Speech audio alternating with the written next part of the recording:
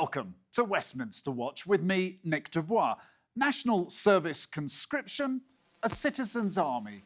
Call it what you want. The UK hasn't seen anything like it since the 1960s. But in recent weeks, some of Britain's top military brass have warned it may have to return amid the growing threat of a wider war in Europe. The Army Chief leading the charge, General Patrick Sanders, says Britain does not have enough professional soldiers to fight a land war. He argues that a voluntary citizens' army may be the only answer should Russia try to expand its theatre of war. Nordic nations have also warned the risk of a large-scale conflict is increasing. It's something the British Defence Minister addressed as he announced a new deployment to Eastern Europe last month. He's urging other NATO countries to increase their defence spending. But now is the time for all allied and democratic nations across the world to do the same thing and ensure their defence spending is growing too. Because, as discussed, the era of the peace dividend is over. So, how serious are these concerns? Joining me now is Gerald Howarth, a former Defence Minister. Sir Gerald, welcome. Let me kick off, if I may, by asking you directly. We've had substantive warnings over the last few weeks, talking about how we're at a pre-war stage. So what is the potential threat? What will conflict look like that next threatens Britain's security? Well, hello there, Nick. And certainly we are in a very precarious situation as a result of successive governments around the world, not just in the United Kingdom, the United States as well, failure to halt the advances made by people like President Putin of Russia. He invaded part of a sovereign country, Georgia, in 2008. He invaded Crimea, seized Crimea from Ukraine in 2014. He did so with complete impunity, and others around the world have seen that. President Xi in China has made it perfectly clear that he intends to restore Taiwan to be part of the People's Republic of China by 2050. These are not idle threats, and so long as the West allowed these events to happen with impunity, the more precarious we made our situation. So today we have a real war, a live war going on in Ukraine, where Russia is seizing a part of a territory which, under an agreement it had signed in 1995 with the United States and the United Kingdom, guaranteed the independence and sovereignty of Ukraine. So they're in complete violation of agreement they signed. And if they win that, as the Defense Secretary has just said, if Russia wins in Ukraine, then that is a very serious threat to us all. And democracies around the world will be exposed because it will embolden others if Putin going to get away with yet another activity with impunity. My bet is that if he does succeed in holding the Donbass, eastern part of Ukraine, he may well then test NATO to see if NATO will respond by seeking to take what's called the Suwalki Gap, which is territory linking Belarus and Kaliningrad, about 40 miles wide, which straddles Lithuania and Poland. And if that happens, we really are in a very, very serious situation. So let me ask you, if I may, picking up on that point, Sir Gerald, is a lot of the talk has been about our ability to respond to an empowered, aggressive Russia. We've seen the size of the army drop considerably from over 100,000 down to less than 75,000 now. Yet the political ambition, the British government still wants to be a global key strategic partner. Bluntly, is that possible with the weakened resources at our disposal in the military? Well, I don't think one wants to overstate our inadequacies, if I can put it that way. The fact is that we in the United Kingdom have an independent nuclear deterrent. We are one of just 5 permanent members of the United Nations Security Council.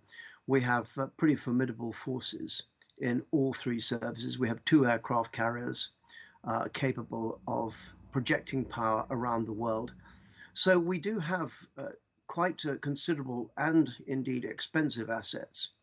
And the question now is to try to resolve the priorities, because what we have learned in recent operations is that a very cheap drone can take out a very expensive piece of military equipment. Indeed, we've just seen that a Russian frigate has been sunk by a drone in the Black Sea just in the last couple of days. So what ministers are having to do is to identify the priorities in this new scenario. And at the moment, I think they see that we do not need to increase the number in the army, although I personally believe we should, because at the end of the day, if you take territory, you have to hold it, and that's what soldiers are for. And we also have to increase the number of ships we have, because too much reliance has been placed on the sophistication of the technology. But if that ship is down at the bottom of the sea, it's no good to anybody. And we have to develop these new weapons like lasers, which a company which is in my old constituency, Kinetic, has developed with the Anglo-French company MBDA and the Italian company Leonardo. And Dragonfire is a laser equipment capable of taking out aerial targets. We've got to start investing in all that sort of equipment because it's much cheaper to operate.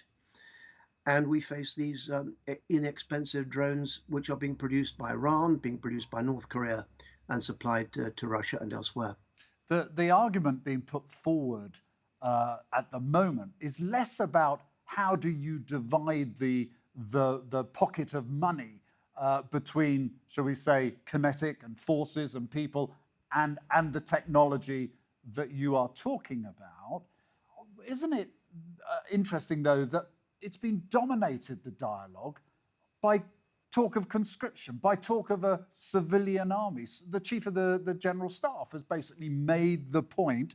He says the pre-war generation of UK citizens must be prepared to answer the call to fight for king and country in the form of a citizen army. That's Sir Patrick Sanders, of course.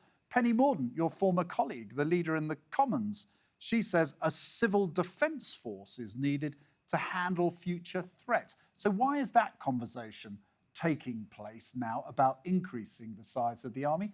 And what does a civilian force look like? I think it's taking place for 2 reasons. One, because our professional armed forces are rather small in number by comparison with what they were during the Cold War, when we really did identify a very clear threat. That was the last time we did so. And the other issue, of course, is that so many of our young people have not experienced military service and don't understand it. So what I think General Patrick, whom I know and I have a very high regard for, as well as others, are saying is that the whole nation needs to understand that the way you keep the peace is you prepare for war. And we've sort of fallen out of the habit of recognizing that. Personally, I'm totally with the armed forces. Conscription would not work. They don't want it. They are professionally engaged at the moment in looking after our interests around the world. We've got the Royal Air Force actually on operations in the Red Sea at the moment, as well as protecting Estonia and other Baltic states. We've got the Navy around the world, not least doing drug interceptions in the Caribbean, and we have the Army stationed all over the world. So we have our armed forces have enough on their plates without conscription. But I do think that it's a good idea. Personally, I think that every young man, and maybe some people will say this is sexist, but I think every young man should know how to handle a weapon. And I think that we can learn lessons from the way the Swiss and the Swedes and the Finns engage with the civilian population to make them prepared for the unexpected. And of course, won't happen. Is that a version of national service which would go right across the country, do you think they're talking about?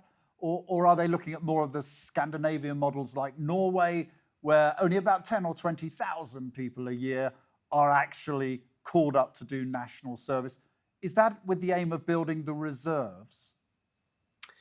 Well, we already have fairly substantial reserves, and indeed in the a pretty horrific defence review, which I was involved in 2010, when we had to cut the armed forces because we inherited a budget deficit of £160 billion.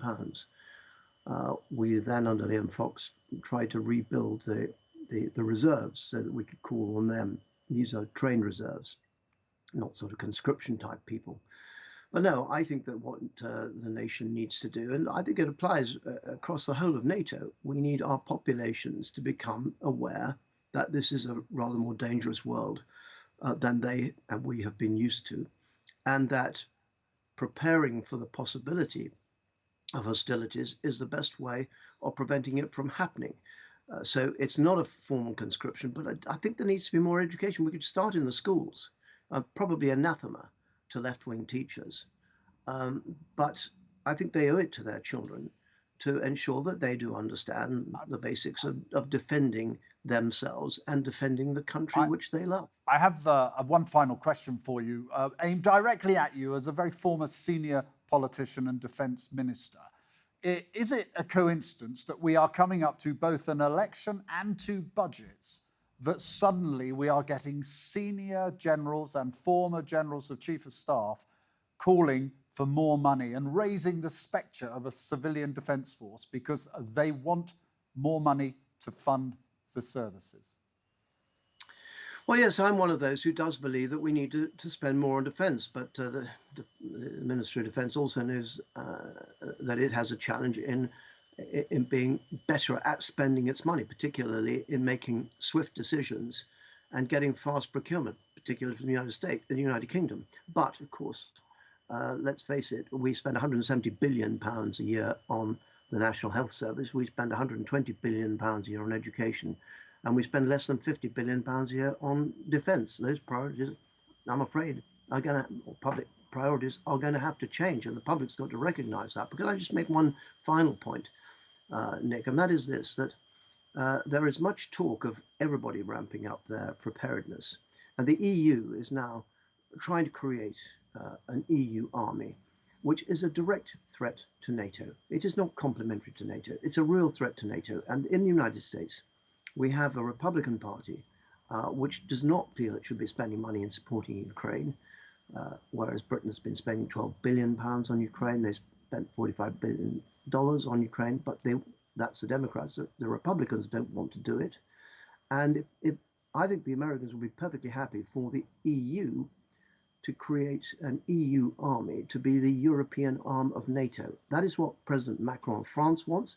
That would isolate the United Kingdom, and that would ultimately be extremely damaging for the security of Europe, which too many of us have taken for granted since we've been around. I was born in 1947, a year before NATO was founded, and we've enjoyed peace in this country since that time, apart from, of course, Sir Gerald Howard, a very passionate defence of NATO there. Thank you very much indeed for joining me, former Defence Minister of the United Kingdom Government. My pleasure. The political reaction to Sanders' comments has been muted, with Prime Minister Rishi Sunak calling them unhelpful. And they may not have significant public support either, with a new YouGov survey suggesting around a third of military-age adults would refuse to sign up, even if the UK was about to be invaded. And although Sunak has signalled his intention to increase the defence budget, it's likely the cost of living, not military spending, will be the key issue ahead of the next election. The UK already spends more on its armed forces than any other European nation, $66 billion this year. That represents 2.3% of its gross domestic product, down from a peak of 5.5%, however, of GDP in 1984. The number of serving members has also fallen from more than 100,000 in the year 2000 and was just under 77,000 last year. That's a drop of about a third. So, what state is the military in? Joining us now to discuss all this is Martin Smith, who lectures on defence at the Royal Military Academy, Sandhurst. Welcome and thank you for joining us, Martin. There's been a lot of debate. You will have been right over it, I'm sure, talk about the need for a conscription, the need for a civilian army, call it whatever you will. Perhaps best summed up by Sir Patrick Sanders, of course, the Chief of General Staff. He says pre-war generation of UK citizens must be prepared to answer the call to fight for king and country in the form of a citizens' army. Words backed up by the need for a civilian army and a civilian force by Penny Mordaunt, the leader in the Commons. What do you make of this call? I think that particularly what General Saunders is very concerned about, and understandably so from his point of view, is the problem of under-recruitment. A lot of the debate is focused on whether or not the government is committing sufficient resources, sufficient money to the defence budget. But I think there's an issue here that goes even deeper than that, and that is that over the past several years, all three services have found it increasingly difficult to recruit the numbers that they need in order to fully man and to compensate for those who are leaving the service on an ongoing basis. So I think all these different ideas, and I think we need to be clear that there are distinctions between the concept of conscription, as it's generally understood, and this idea of a citizens' army, and this idea again of civilian service. The idea of civilian service would not necessarily see all those who are eligible or who volunteer or who are called up, depending on what basis it's organised, joining one or the other of the armed services. They may opt to do other forms of inverted commas national service instead. Conscription, which of course has connotations of the two world wars or the period of national service in the 50s and early 1960s, would be focused on the armed services. And I think the army in particular, the idea of a citizens' army is something a little bit distinct from that, because traditionally how that term has been used has been to describe the programs that are put in place in peacetime to allow the rapid mobilization and expansion of numbers in the armed services during a time of national emergency. So in the contemporary context, it's the kind of system that exists in Finland. General Dannett, of course, a former chief of the army staff, he essentially said and drew a comparison that we are like the 1930s, in an era of appeasement where we cut back on our military capability, and that paved the way for Adolf Hitler. That seems quite dramatic to many people.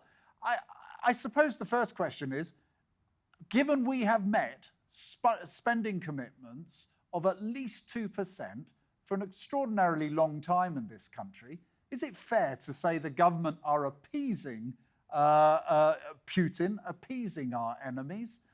Or is it a case of we're not sure what the threat is going to be, therefore we don't know what size of army we need? I think there's two factors. I think, to answer your question directly, Nick, it is unfair to dredge up the concept of appeasement, which of course is very, very loaded historically.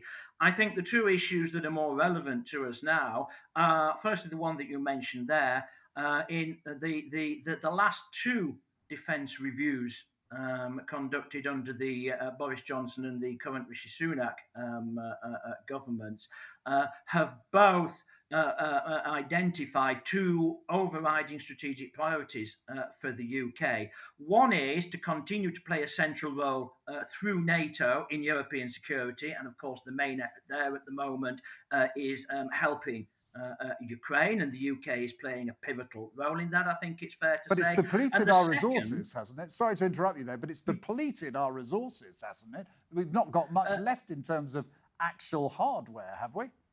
It's depleted our resources, and I think this illustrates a second problem that affects the UK and many of its European NATO allies as well, is that when Russia invaded Ukraine in February 2022, the UK and many of the other NATO allies were essentially on a peacetime footing. And that meant, amongst other things, that we haven't really had in the short to medium term the capacity to significantly and quickly ramp up the levels of defence production. So I think there's two issues here.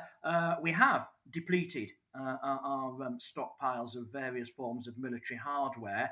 And now we're nearly 2 years into that conflict with no end in sight.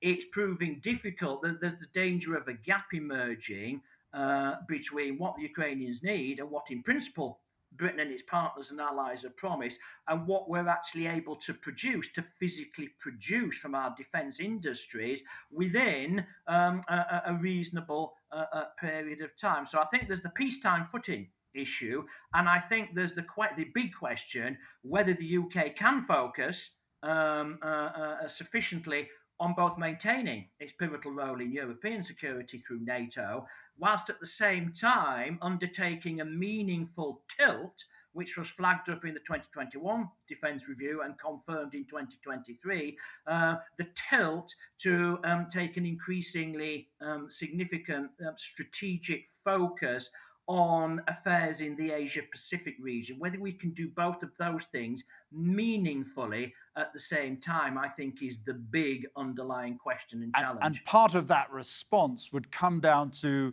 our ability to provide the equipment needed in that sphere of operation. So let me ask you this. Isn't at the heart of the problem, over the last few decades, we've actually lost the capacity to make what we need, both affording be able to do it, and we can't really trust anyone else anymore to make it elsewhere. So, if you like, don't we need to fix our own military industrial complex, for choice of some topical words there? Absolutely. Procurement is a big problem. Let's not mince our words here.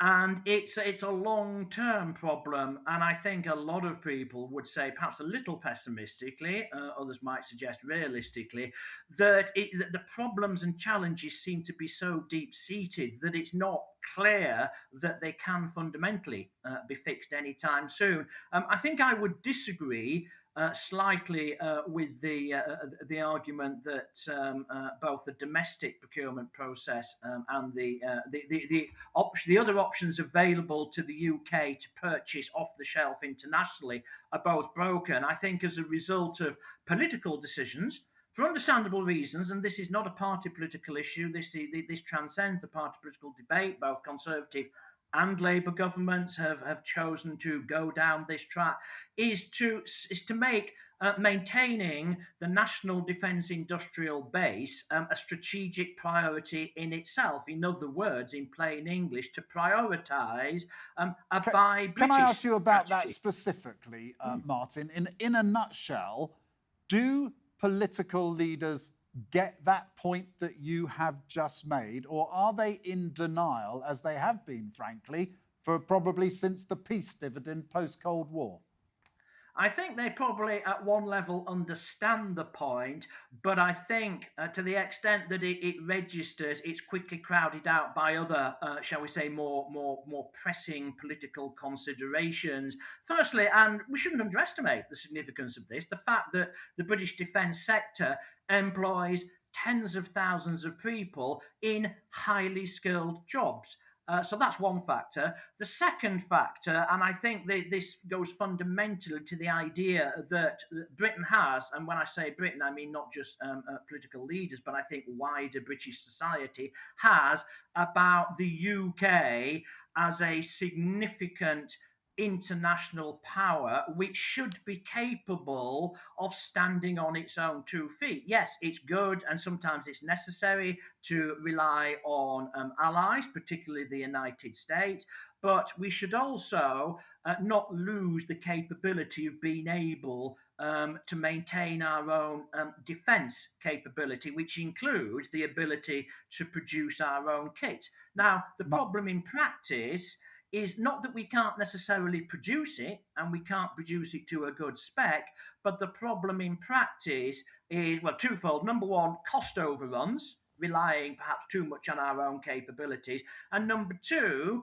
and related to that, the fact that with major procurement projects, they themselves, there are time overruns, not just by periods Martin, of months, I think we've come to the end there. I'm going to close it on that point.